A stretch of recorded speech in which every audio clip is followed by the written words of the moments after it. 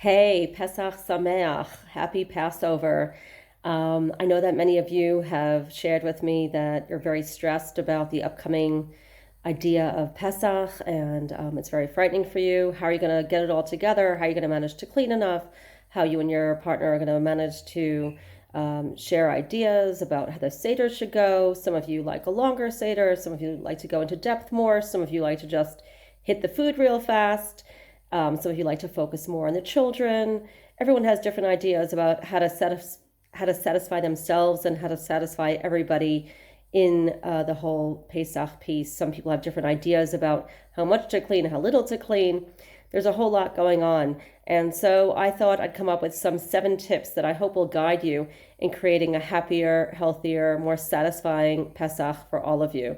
So the first thing I want to talk about is the idea of clarifying your goals on your own, because lots of times people know that they want to have a different kind of Pesach to the one that they grew up with, but they aren't really sure what that means. So I think the first thing you want to do is kind of sit with yourself a little bit and really create a vision for how you would like this Pesach to go. What would make it more calm? What would make it more satisfying for you? And then you want to communicate your goals to both your spouse and your other family members, whether you have little children or big children. Sometimes you have a mix of ages like we do.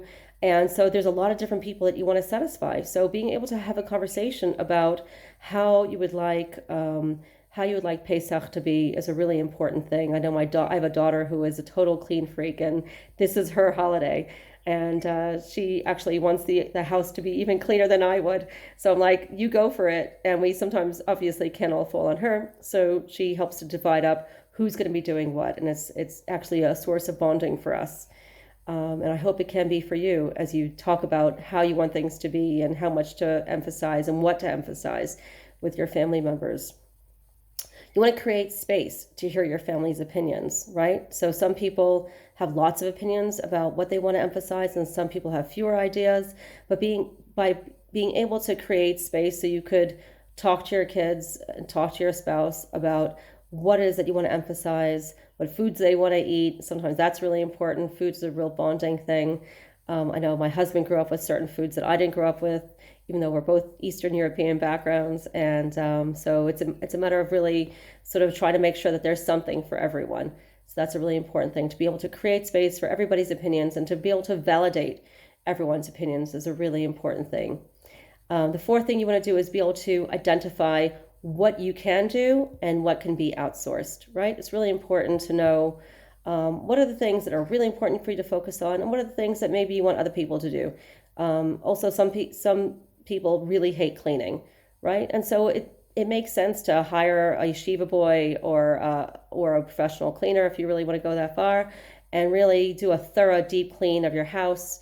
Some people are very big on making sure their couches are crumb-free and their carpets are crumb-free, and or even go to town on their oven and their dishwasher, right? And so being able to know about all the resources that are available to you is a really good idea, especially ahead of time, and really being able to dedicate funds to make sure that things are done in the way that you want them to be. And being able to discuss this with your partner is really important, because obviously you might have different ideas to what they might have.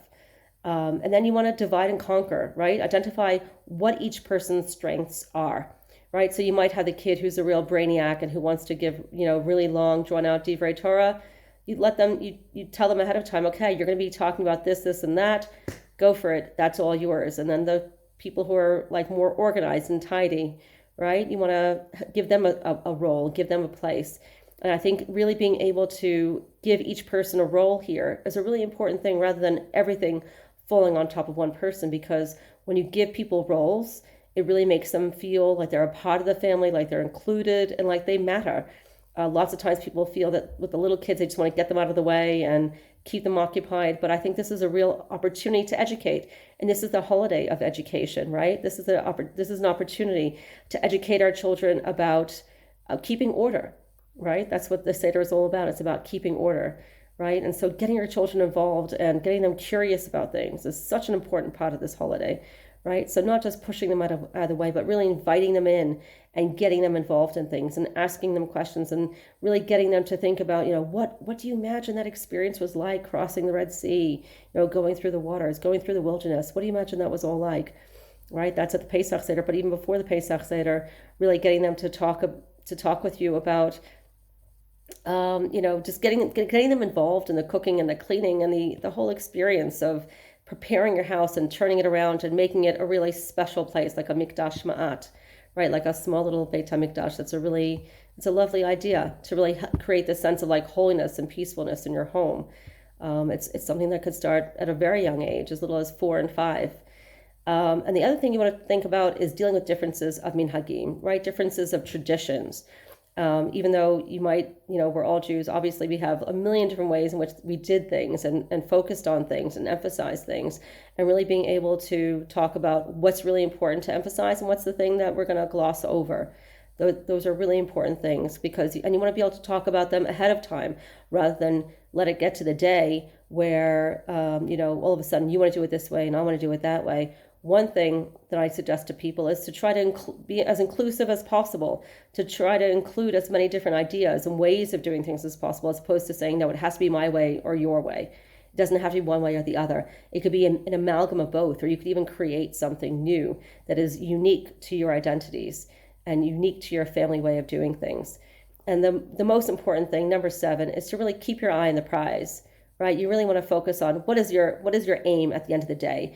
Is it to get your way, or is it to create a trauma-free Pesach, right? Is it to be able to create a calm environment, right? Focusing on those little crumbs that you're cleaning up in every nook and cranny. Do you want your children to remember you as the clean freak who absolutely traumatized them and made them crazy Erev Pesach, or do you want them to remember you as the calm, chill parent who was like, okay, it'll be okay. We'll get it done. We'll manage the best that we can, right? So really thinking about what you want to convey to your family about Pesach. What do you want to be the unique experience for them?